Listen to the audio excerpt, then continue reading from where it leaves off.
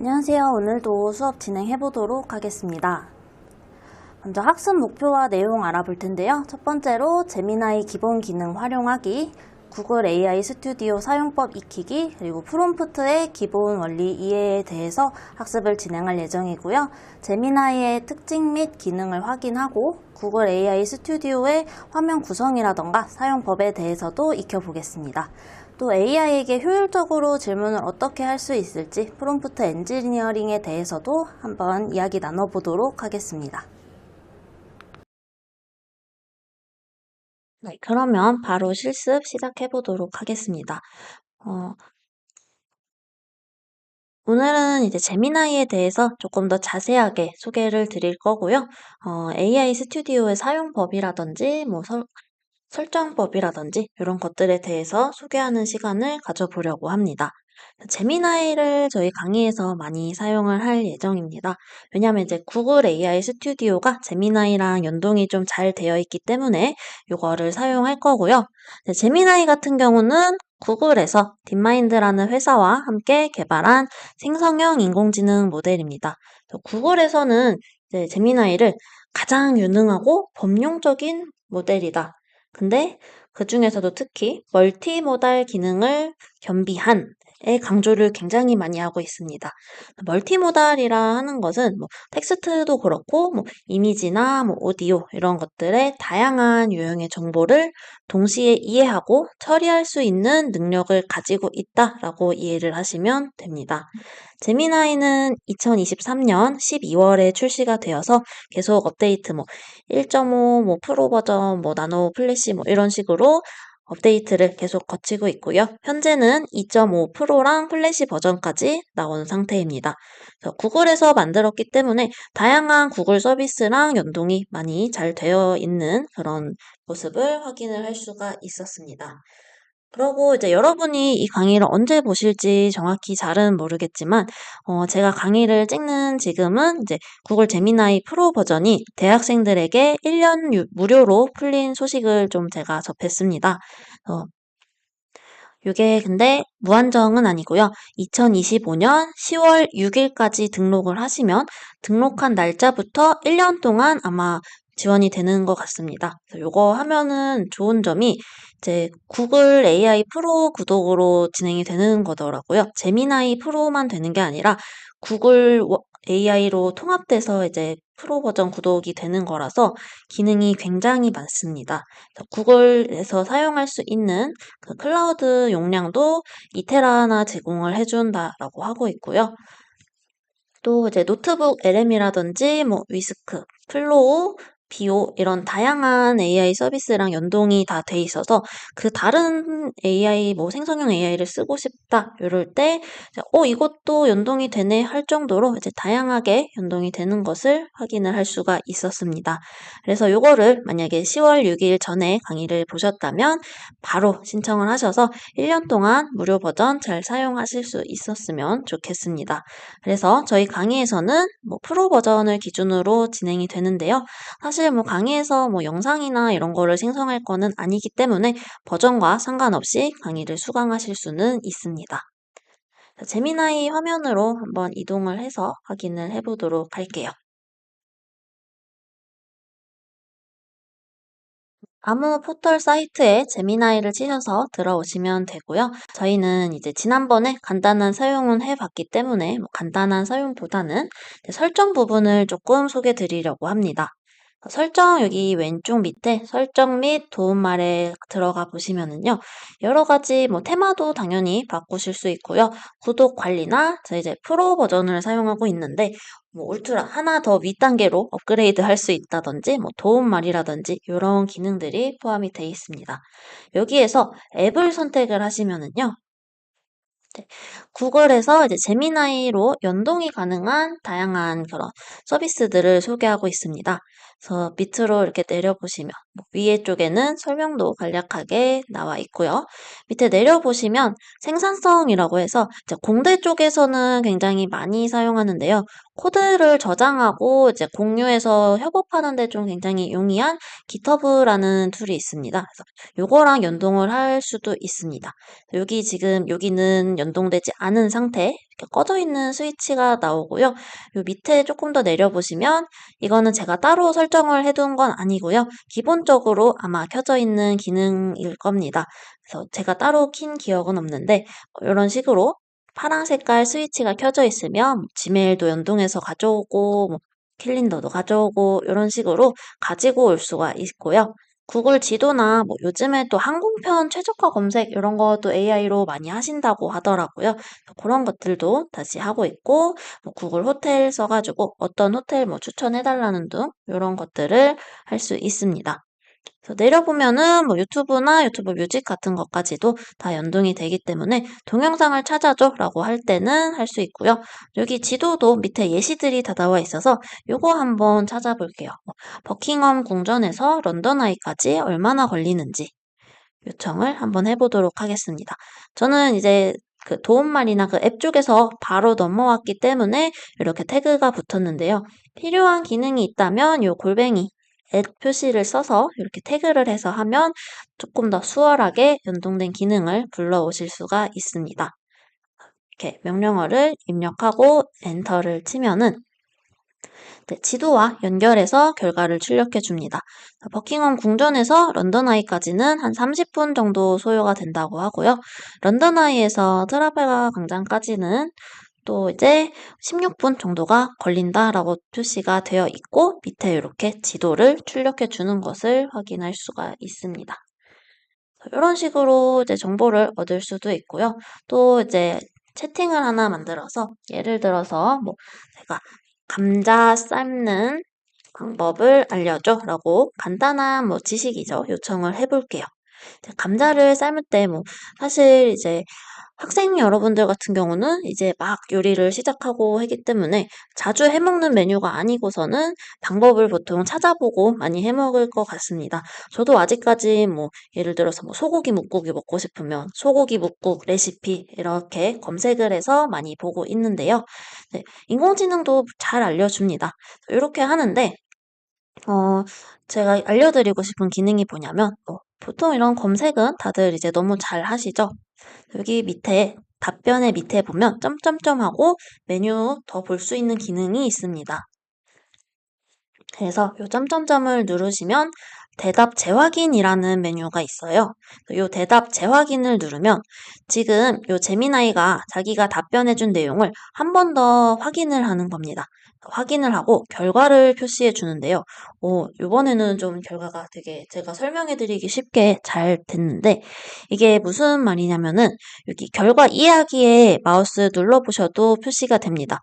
초록색으로 형광펜 표시가 되는 부분은 이제 대답을 다시 확인했을 때 비슷한 검색 결과를 얘가 찾았다라는 걸 의미합니다.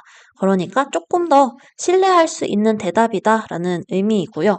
대신에 이 주황색 부분은 대답이랑 좀 내가 이렇게 대답은 했는데 이 부분은 잘 확인을 못했어. 약간 조금 믿어도 되나? 이렇게 조금 그런가? 근데 맞는 말 같기도 하고 약간 이런 느낌의 대답을 주황색으로 이렇게 표시를 해준 겁니다. 여기 초록색 부분은 펼치기를 하면은 만 개의 레시피인가요? 요거 사이트에서 실제 이런 내용을 찾았다라고 표시를 해주는 거고요. 여기 같은 경우는 비슷한 내용을 못 찾았다. 센 불로 끓이다가 물이 끓으면 불을 줄여서 삶아주는 그런 내용을 잘 못 찾았다라는 결과를 요약을 해주고 있습니다. 그래서 이런 식으로 뭔가 확인을 할 때 물론 인공지능한테만 계속 물어보면 그거에도 한계는 분명히 있을 거예요. 그렇지만 이런 식으로 감자 삶는다든지 좀 간단한 맥락 같은 경우는 이 결과 재확인 기능을 사용하셔서 확인을 해보셔도 괜찮을 것 같습니다. 그 다음에는 이제 제가 AI 스튜디오 창을 미리 띄워놨는데요. 포털 사이트에 AI 스튜디오라고 쓰셔도 되고요. 구글 AI 스튜디오라고 입력을 하셔도 괜찮습니다. 그래서 요거는 이제 개발자 도구에 조금 더 가깝다라고 보시면 되는데 저희가 프로그래밍 실습은 요 AI 스튜디오에서 물어보면서 진행을 하려고 합니다. 제가 사실 강의가 앞부분에 찍었던 게 마음에 좀 안 들기도 하고 AI가 요즘에 이제 워낙 굉장히 빠르게 바뀌는 분야이다 보니까 녹화를 한번 하고 이제 수업 자료랑 이런 거 여름에 준비를 해놓고 지금 이제 9월인데 녹화를 다시 하고 있는데요. 이 녹화를 할 때도 조금 그 사이에도 또 화면 구성이라든가 이런 게 변경이 됐더라고요. 대표적으로는 구글 나노 바나나 기능이 이제 인공지능이 개발이 다 돼서 공개가 되어 버렸습니다. 그 사이에. 8월 말에 공개가 됐는데요. 공개가 됐더니 이제 기본 모델 설정이 나노 바나나로 선택할 수 있는 기능이 되면서 구글 AI 스튜디오의 UI가 요 사이트 디자인이 한번 바뀌었습니다. 그래서 저도 이제 녹화를 다시 하려고 하면서 와, 정말 이렇게 빠른 시장이구나라는 것을 다시 한번 느꼈습니다.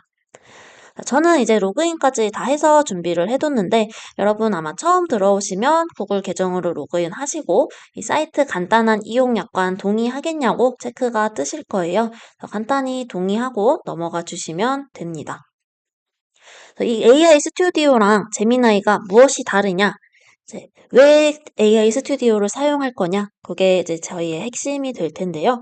AI한테 질문을 했을 때 뭐 이런 거 뭐 나라도 이렇게 대답하겠다. 이렇게 생각하는 답변도 간간히 나오고 있고요. 아니면 뭐 이런 말도 안 되는 말을 하나 싶을 때도 있습니다. 그래서 이런 것들을 해결하기 위해서 저희가 AI의 그 답변의 뭐 정확도라든지 뭐 이런 내용을 세세하게 여기 오른쪽에 있는 런 세팅 부분에서 조절을 할 수가 있습니다.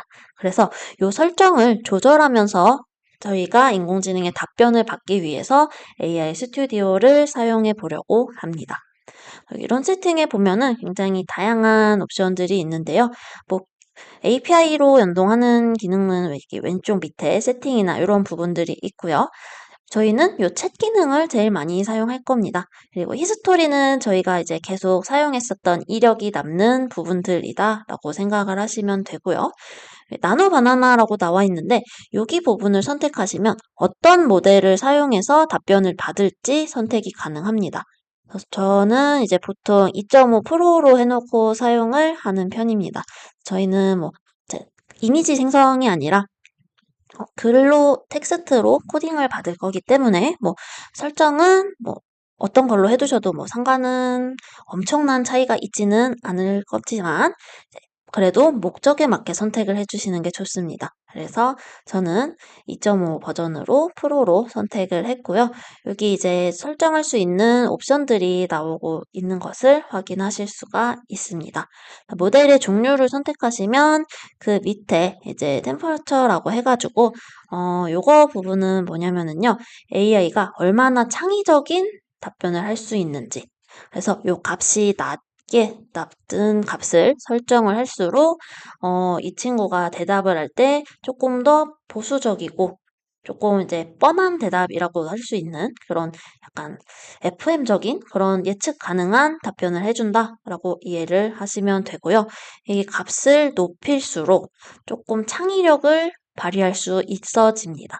그래서 뭐 소설이라든지 뭐 시를 쓴다든지 뭐 영화 시나리오를 작성해 보고 싶다든지 그런 것을 할 때는 템퍼러처 값을 조금 올려서 답변을 받으시는 게 좋고요. 그렇지 않고 조금 뭐 확실한 근거가 필요하다던가 뭐 뜬구름 잡는 얘기하는 거 싫다 그러시면은 값을 낮춰서 조절을 하실 수가 있습니다. 여기 보면은 이제 제가 또 이제 준비할 때랑 많은 기능들이 바뀌었는데요. 여기에 다양한 옵션들은 뭐 필요할 때 그때그때 말씀을 해드리도록 하겠습니다. 그리고 밑에 보시면 이제 어드밴스드 세팅이라고 나와 있습니다. 그래서 여기 이제 세이프티 세팅 부분을 조금 설정을 저는 해놓고 사용을 해보려고 합니다. 세이프티 세팅 같은 경우는 이제 검색을 해서 가지고 올 때 그 내용에 대한 안전 규약을 조금 거는 부분들입니다. 그래서 뭐 괴롭힘이라든지 뭐 혐오, 인종 차별이든 뭐 아니면 종교 차별이든 뭐 성차별이든 이런 혐오한 관련된 콘텐츠를 차단하는 거 또는 뭐 성적으로 너무 노골적인 거 차단할 수도 있을 거고요. 또뭐 물리적으로 혹은 뭐 불법 행위라든지 뭐 마약류나 이런 위험한 것들이나 뭐 자해를 할 수 있는 그런 콘텐츠를 걸러주는 기능도 여기에서 다 조절이 가능합니다. 그래서 보통은 이렇게 단계적으로 조절이 가능해요. 네 가지 단계로 조절을 할 수가 있고요. 제가 조금 헷갈렸던 부분은 요 넌 부분입니다. 블록 넌이 있고 오프가 있는데요. 어, 조금 요거부터 차이를 말씀드리면 그 논 같은 경우는 필터링을 하기는 해요. 근데 그거를 막지 않는다 뭐 이런 정도로 이해를 하시면 되고요. 오픈은 완전히 그냥 뭐 필터링이고 뭐고 다 안 하겠다라는 거를 의미를 합니다. 그래서 이렇게 조절을 하실 수가 있고요. 그래도 이제 뭐 강도를 얼마나 세게 이걸 필터링을 할 건지를 세 단계로 나눠서 구성을 한다라고 보시면 됩니다. 모스트 같은 경우는 거의 다 그냥 조금이라도 이거 조금 혐오하는 것 같은 내용인데 그러면 그냥 빼버리는 거예요, 결과에서. 대신에 이거를 너무 세게 해놓으면은 내가 조금 원하는 결과를 얻기가 수월하지 않을 가능성이 매우 커집니다. 이것도 좀 혐오인 것 같아 라고 판단을 AI가 해버리면 그 답변을 아예 빼버리기 때문에 이런 통제적인 거를 할 때는 좀 유의해서 통제를 하시는 게 필요하고요. 썸 같은 경우는 모스트보다는 그래도 좀 약하게 차단을 하긴 합니다. 그래도 대부분의 그런 내용이 포함이 됐다면 차단을 해준다. 라고 피유는 그냥 요거는 진짜 차단해야 될 것 같은데 하는 부분을 좀 차단해준다. 이렇게 이해를 하시면 좋을 것 같고요. 저는 그러면 피유로 한번 설정을 해두고 사용을 해보도록 하겠습니다. 여기 밑에 그리고 또 중요한 세 가지가 있는데요. 스톱 시퀀스랑 아웃랭스랑 타피라고 있습니다. 원래 이쪽 부분에 이제 요런 거. 예산을 설정하는 부분이 있는데요. 여기서 말하는 예산은 그런 거예요. 예를 들어서 대답의 길이를 너무 길게 하면 이 AI가 쓰는 예산, 그러니까 토큰이라고 보통 표현을 하는데요. 뭐 여기서 예산이라고 나왔으니까 뭐 예산, 뭐 토큰 이렇게 말을 해볼게요. 그게 많아지는 거예요. 그거를 많이 할당해 줄수록 내가 조금 더 장황한, 정성스러운 대답을 원한다. 그러면 조금 더 많이 설정을 해서 대답을 길게 받을 수 있도록 설정을 할 수도 있을 거고요. 아니면 나는 좀 간단한 대답이 듣고 싶어. 그러면 이거를 조금 적게 설정을 하면 됩니다. 이 토큰 같은 경우는 보통 유료로 사용을 할 때 비용이라든지 뭐 사용량에 제한을 할 때 측정되는 단위다라고 이해를 하시면 되겠습니다. 아래쪽에 스톱 시퀀스나 뭐 이제 아웃링스 타피에 대해서 일단은 요 타피에 대해서 먼저 말씀을 드리자면은요. 답변을 받을 때 단어를 어떻게 고르는지와 관련된 옵션입니다. 그래서 얘가 값이 한 0.9 이렇게 1쪽으로 높아지면 단어를 선택할 때 좀 상위에 있는 많이 사용된 단어들을 누적해서 뭐 9.5로 해놨다면, 0.95로 해놨다면 95% 정도의 상위에 있는 단어들만 사용을 한다던가 이렇게 설정을 해놓는 거고요. 이 값을 낮추면은 이제 점점 조금 더 단어의 폭을 넓히는 거죠. 저희가 잘 사용하지 않는 단어라든지 이렇게 하게 되면 조금 뭐 생소한 단어가 나올 수도 있지만 조금 답변이 자유로워질 수가 있겠죠. 자유분방한 답변이 나올 수 있을 거고요.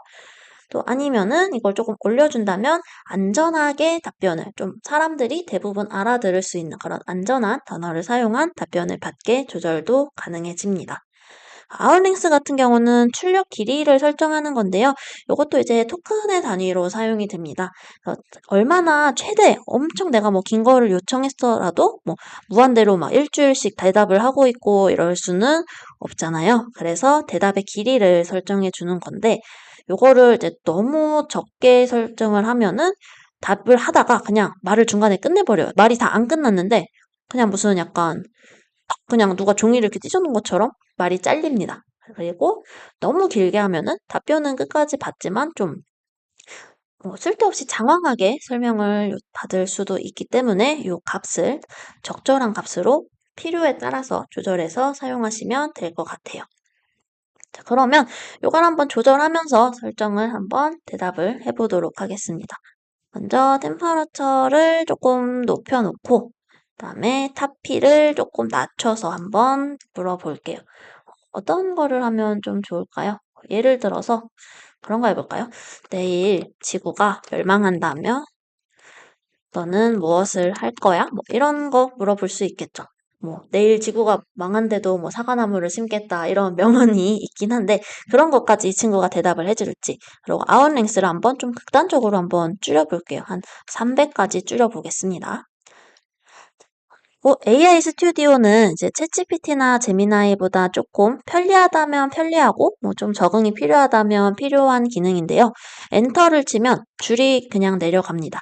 보통 제미나이나 챗GPT는 엔터를 치면 그냥 실행 커맨드가 입력이 돼서 그 명령어를 전달을 하는데요.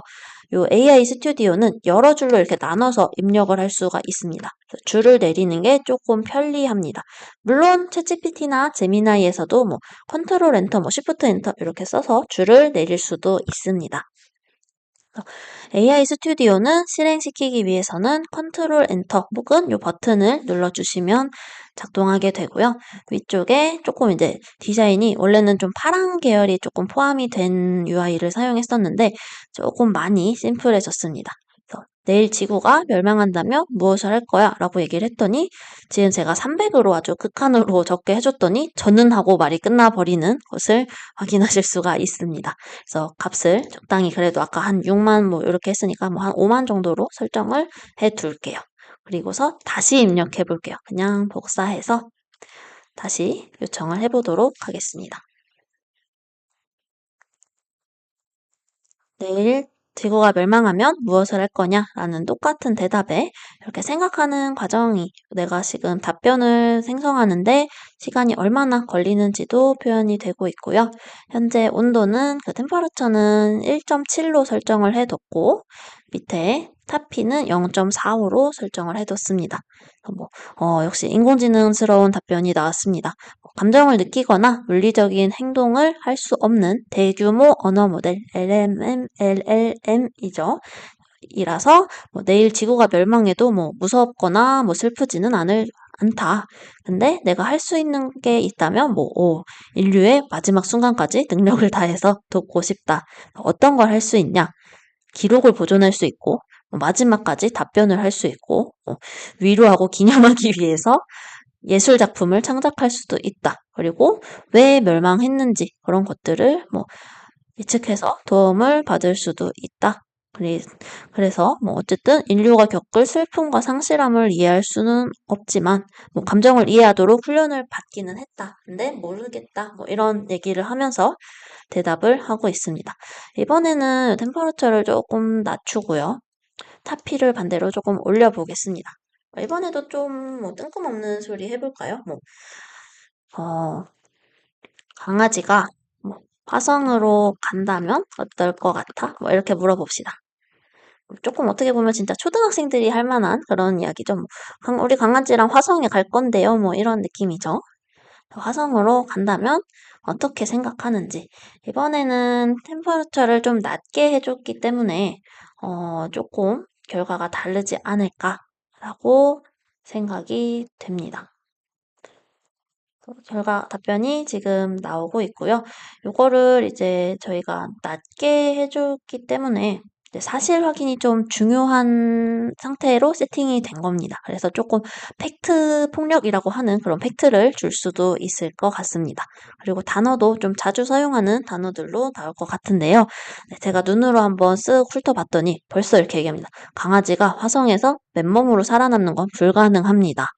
만약에 강아지랑 살 수 있는 환경을 만들면은 일단 가는 길에 매우 스트레스를 많이 받을 거고 뼈랑 근육이 약해지고 방향 감각도 사라질 수 있어서 공포감을 줄 수 있고 훈련도 필요하다. 벌써부터 그냥 아주 FM적인 답변을 확인을 하고 있습니다. 그래서 화성에서 실내에서도 이렇게 살고 우주복도 입어야 되고요. 중력이 없어서 높이 뛸 수 있지만 장기적으로는 뼈나 근육이 약해질 수 있다. 그리고 복지 차원에서 미지의 환경으로 보내는 것에 윤리적인 문제가 제기될 수 있대요. 저희 또 MBTI에서 또 소위 말하는 너 T야 이런 그 완벽한 T의 모습을 보여주고 있는 것 같습니다. 이런 식으로 런 세팅 부분을 조절해서 사용한다면 구글 AI 스튜디오에서 굉장히 다양한 답변을 내가 원하는 대로 좀 조절을 하면서 얻을 수 있다라고 이해를 하시면 되겠습니다. 마지막으로 스톱 시퀀스를 한번 사용을 해볼 텐데요. 템퍼레처 대충 뭐 한 0.95 정도 두고 이번에는 스톱 시퀀스를 설정을 좀 해놓고 할게요. 여기다가 4점 하고 설정을 해놓도록 하겠습니다. 예를 들어 어떤 거를 할 수 있냐면요.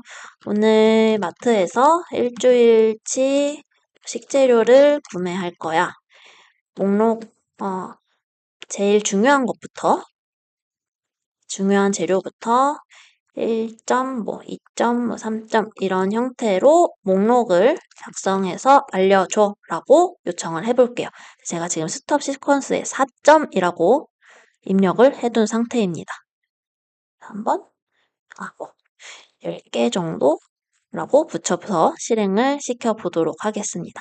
그러면 이제 보통 원래는 그러면 뭐 이런 이런 재료를 구매하시면 좋을 것 같습니다. 하고 10개 정도의 목록이 쭈루룩 뜨면서 뭐 보통 인공지능이다 싶으면은 그게 뜨죠. 뭐 이 재료를 가지고 뭐 이런 요리를 하실 수 있습니다. 라든지 아니면 뭐 이 재료는 어떻게 보관하셔야 뭐 합니다. 라든지 이렇게 나오는데요. 제가 지금 일주일치 식재료를 중요도 순으로 정리를 했더니 탑 10이라고 나왔습니다. 일단은. 그런데 1, 2, 3만 나왔어요. 이게 뭐냐면 제가 스톱 시퀀스를 4로 설정을 해놨기 때문에 밑에 이제 4점, 5점, 6점 이렇게 나오는데 그 뒤로 이게 이 4점이라는 말이 나오기 바로 앞에서 잘라주는 거예요. 그래서 내가 뭐 이제 원하는 거를 좀 뭐 결과를 뭐 어디까지만 듣고 싶어. 아니면 얘가 뭐 이런 사족을 붙이는 그런 말을 차단하고 싶어. 그럴 때 뭐 내가 물어본 답변의 뭐 끝에는 뭐 끝이라고 작성해줘 라고 하면은 끝이라는 단어를 뭐 스톱 시퀀스로 설정을 해서 사용한다던가 이런 식으로 사용하는 다양한 방법들이 있습니다. 그래서 오늘은 이렇게 AI 스튜디오와 제미나이에 대해서 알아봤고요. AI 스튜디오에서 세부 설정 조절하는 방법을 익혀보는 시간을 가졌습니다. 네, 오늘의 학습 내용 정리해 보도록 하겠습니다. 먼저 제미나이와 AI 스튜디오 사용법에 대해서 익혀보았고요. AI를 활용한 아이디어를 도출하는 방법 실습을 진행해 보았습니다. AI 스튜디오의 다양한 설정을 조절해서 원하는 결과를 더 효율적으로 얻는 방법까지 한번 살펴보는 시간이 되었습니다. 오늘도 수고하셨습니다.